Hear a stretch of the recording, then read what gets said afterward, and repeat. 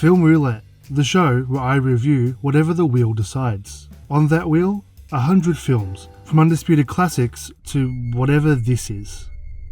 This week, the wheel landed on 2007's The Mist, based on a Stephen King novella and featuring one of the most controversial endings of all time. Got a film that you want to see on the wheel? Drop it in the comments below and I'll add it. Now, let's dive into this bleak, brutal horror classic. The Mist takes place in the unassuming New England town of Bridgeton. It's got everything you need: beautiful surroundings, a close-knit community, and a military base working on a top-secret project up in the mountains. Our protagonist, David Drayton, is a loving husband, father, and artist who designs movie posters in his home office. One night, a violent storm tears through the town, wrecking everything in its path, including David's office, which gets the "f*** you in particular" treatment. The next morning, while assessing the damage, David decides to head into town for supplies, taking his young son and neighbour, a man he shares a pretty tense history with. On the way, they pass several speeding military vehicles, ominously heading in the opposite direction. At the town supermarket, David runs into familiar faces from the community. Aside from the storm's aftermath, everything seems normal, until an air horn blares over the town and a man bursts in, bleeding and panicked, warning that there are monsters out there in the fog. The mist. The supermarket soon becomes enveloped in an eerie, unnatural mist, and it quickly becomes clear that they cannot leave. It's an intriguing setup, with things kept vague enough that you're still not too sure what to expect yet. Although, if you've seen enough horror, you know it'll be nothing good. Because The Mist hinges on one brutal question: what's more terrifying, the monsters out there, or the people trapped in here? I tell you what, the day I need a friend like you, I'll just have myself a little squat and shit one out. Let's start with the director. Directed by renowned filmmaker Frank Darabont, the film attempts to walk a tightrope, balancing B-movie creature thrills with a grounded, existential exploration of how groups of people respond to fear and uncertainty. And it works, for the most part. Originally published as a novella in King's 1980 anthology Dark Forces, The Mist left a lasting impression on Darabont, who had wanted to adapt it for decades. After the success of his other Stephen King adaptations, The Shawshank Redemption and The Green Mile, Darabont came back to The Mist in 2006, specifically because he wanted to do something leaner and meaner. As the writer, he cited works like William Golding's novel Lord of the Flies as a thematic reference point, and it shows. Just like Golding's novel, The Mist explores how a large group of people stuck in an awful situation eventually abandon any sense of society and devolve into chaos. At its core, the film becomes a chilling exploration of groupthink, how consensus formed under pressure can override logic, silence dissent, and ultimately lead to terrifying consequences. What really sells this film is that progression into madness. Of course, most people stay grounded initially, but as the monsters try to get inside and people start dying, fear begins to set in, and the film puts that down to tribalism, degeneration of morality, and the fear of the unknown. It makes for a really compelling and very frustrating story, just like your worst group project experiences all wrapped into one. This is all tied together by the performances. Thomas Jane, the Punisher himself, plays David as a relatable everyman, someone who gets along with most people and clearly adores his son. The film does a great job setting up David's relationships with his wife, his son, his grudge-holding neighbour, and the rest of the town. It all feels mundane and grounded, just another day in a sleepy American community. So when The Mist finally rolls in, the groundwork has already been laid for a solid ensemble. You've got your friendly store clerk, the out-of-town skeptic, the two young lovers with unspoken tension, and a local religious zealot, who we'll absolutely talk about later. Speaking of the members of the community, this film really is the epitome of the phrase, "Oh yeah, that guy." You've got 3 Walking Dead actors, Darth Maul, Captain Holt, and of course, the one and only Toby Jones. All of these actors are great, and their performances help ground the film in maintaining its serious tone. This is backed up by the writing, which manages to maintain that balancing act of making the audience care about some characters and absolutely despise others. And I am prepared to file a police report. Fine, but write down your names. I will. In the meantime, shut the fuck up and listen. On a technical level, the cinematography is very solid. Nothing particularly stands out as brilliant, but the guerrilla documentary style puts us on the same level as the characters, effectively drawing the audience in as if we're one of the characters along for the ride. This stripped back, almost chaotic visual style mirrors the psychological descent of the characters. It's unstable, reactive, and panicked. Like any horror film, the wrong directorial choice or performance can make the film slip from scary to silly, and that's luckily avoided here, especially as the horror ramps up.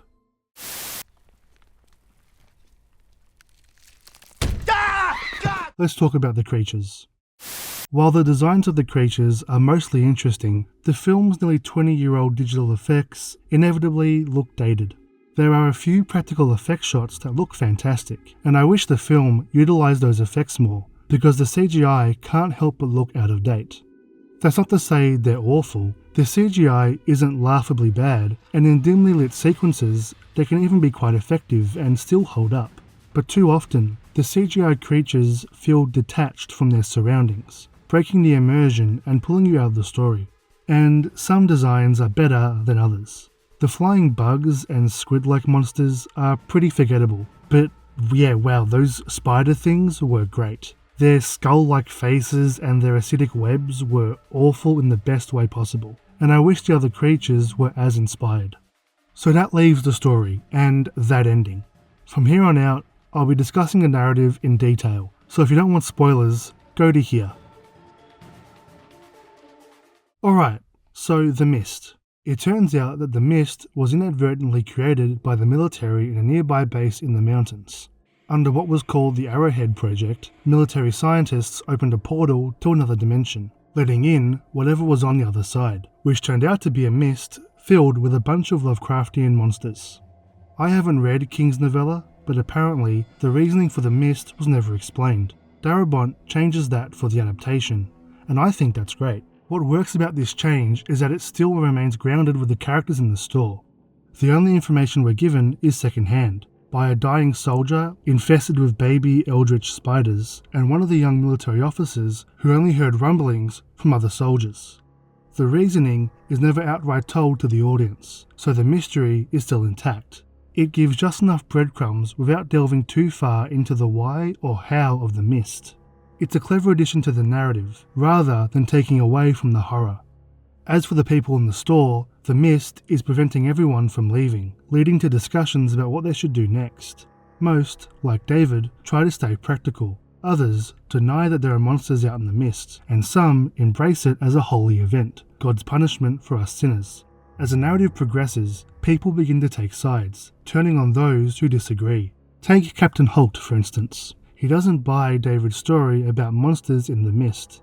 Instead, he urges the group to stay rational, to be intelligent. And when David refuses to deny what he's seen, Holt and a few followers leave. What I really appreciated is that the film never tells us if they make it. I mean, sure, they're probably dead, but we never cut back to them or find out later, and that felt really refreshing. I just know that if this came out today, there'd be some kind of spin-off like Mist Origins or Mr. Mist.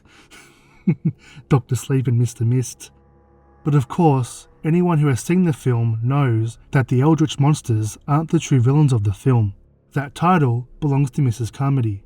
With the monsters breaking in and more people dying, her extremist religious rationalization begins to have an effect on the people in the store. As the situation becomes more and more desperate, her following grows. Some, who even originally denounced her, end up following her belief, executing her radical plans, such as sacrificing one of the soldiers as an offering for the mist. She is a brilliant character in her awfulness and her unflinching beliefs, and what makes her so effective is that the horror of her character stems from her believability. Of course, the monsters and their set pieces are scary, but there's just something so real about Mrs. Carmody and her unflinching belief in God's punishment that just makes her an incredible villain. She's uncompromising and continually challenges David on his practicality. Why try to fight against God's plan? It's a brilliant performance by Marcia Gay Harden, and the way she embodies Mrs. Carmody's unwavering conviction is both unsettling, captivating, and also just frustrating. In a world where the boundaries of rationality are eroded by fear, Mrs. Carmody becomes a frightening symbol of how easily people can be manipulated by their darkest impulses. Her ability to turn a group of terrified strangers into followers willing to commit horrible acts is a testament to the power of ideology in times of crisis. The only thing I found unbelievable about her character is that she's somehow married. Anyway, by the end of the film, David and a few of those left who denounced Mrs. Carmody have had enough and try to leave the store in David's Jeep. Catching them, Mrs. Carmody declares to her followers that they must sacrifice David's son to avoid any more attacks from the monsters. Without questioning, her followers close in, people who, not only 2 days ago, David could call friends, now radicalized by fear. Just as her followers are closing in on David's group and his son, Ollie, Toby Jones's character, shoots Mrs. Carmody dead, allowing them to flee out into the mist. While some are killed by the monsters, a few, like David, his son, Amanda, Dan and Irene, make it to the car, gun in hand. Returning home, David finds his wife killed by the monsters, the music swelling into an eerie choir that carries on through the rest of the film. Eventually, driving down a freeway, the car runs out of gas. Surrounded by the mist and with no way out, the characters believe they have only one option left. It's a beautifully harrowing sequence, with such minimal dialogue that the performances alone carry the weight of the moment. However, the twist comes when it's discovered that there were 5 people, but only 4 bullets. David makes the sacrifice, shooting them all, including his son. Thomas Jane does an incredible performance here, conveying the absolute devastation of the moment with a truly gut-wrenching performance. But we're not done yet. Getting out of the car, David screams out into the mist, ready to die. Hearing what he believes to be monsters, he looks out, only to see the military arriving through the mist. They've come to save the day, and if David and his group had waited just 5 more minutes, they would have all survived. It's a powerhouse of an ending. Going into the film, I knew about the twist, so the film's attempts to show just how much David loves his son were really tough to sit through. But even going in prepared, the ending is just so incredibly dark and uncompromising that it just sits with you. This was a major change from the novella, and Darabont fought hard for it to stay, and I'm glad he did. While incredibly controversial, it serves as a brutally honest commentary on the human condition, showing how desperation and hopelessness can lead to decisions that are irreversible. The film doesn't offer the catharsis or relief that many audience members might have hoped for. There's no redemption, no last-minute miracle. Instead, it leaves us with the harsh reality that, sometimes, even in the face of overwhelming tragedy, there is no way to undo what's been done. The ending forces you to reckon with the consequences of David's choices, and the cruel irony of survival just out of reach. A twist that takes everything we've come to expect from a typical Hollywood ending and turns it on its head. It's a masterstroke of storytelling that continues to haunt long after the credits roll.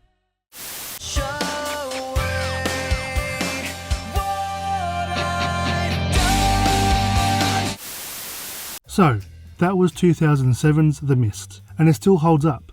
While there are some things about it that are dated, the story, characters and atmosphere make it well worth your while. It's well paced, has some great horror sequences, and some well worked themes for you to chew on. Just don't expect to be filled with a sense of glee or happiness afterwards. Next up? I'm not sure. It will all depend on what the roulette wheel gives me. See you there.